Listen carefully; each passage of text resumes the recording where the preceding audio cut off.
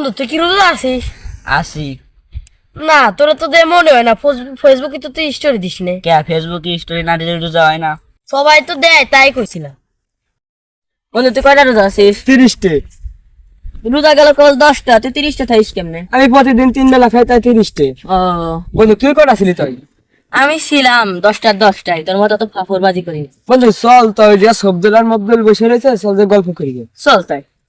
আমি এমনিতেই চিকন মানুষ, মানুষই আমারে দেখলে একটু মায়া করে, ভাবে যে ও মানে রোজাই আছে। আমি তো ভাই রোজা টোজা থাই নে, রোজা থাকতে কষ্ট হয়ে যায়। যাই হোক, ওই যে ওরা বন্ধু বান্ধব ওরা বসে আছে, আমার দেখলি মনে হবে না যে আমি রোজা আছি। এ বন্ধু তোরা দুজনে খাই বসে গেলে কি করিস? আরে রমজান নিয়ে গল্প করতেছি। জানিস বন্ধু ও কি কয়? কি কয়? কয় যে এই ফেসবুকে না হুম। রোজারা স্টোরি না দিলে পরে আর রোজা হয় না। তুই কি করলি? হ্যাঁ, আমি ভাবছিলাম ফেসবুকে মানে স্টোরি না দিলে ফেরা মানে রোজা হয় না। বন্ধু আগে শোন, আল্লাহর ইবাদত মানুষের দেখানোর জন্য না। তো আগে যা করছিস করছিস, এখন আর সেসব কাজ করিস না, ঠিক আছে?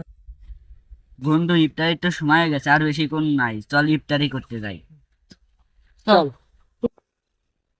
কিরে করে যাস তোরা? এই ইফতারি সময় হয়ে গেছে, তাই মসজিদে ইফতারি করতে যেতে। আবার নিয়ে চল।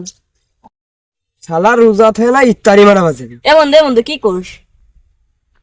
তোকে বিশ্বাস হয় না আমি রোজা আছি? এ কয়টা রোজা চলে রে আজকে? 10টা চলে রে, 10টা। 10টা চলে। এই তো তাহলে আমি 10টায় আছি। তোর তোর বুঝতে কথাই না। ভাবে তো বোঝা যাচ্ছে না যে তুই রোজা আছিস। না তোর ভাই বোঝা লাগবে না, চল আমরা ইফতারি করি।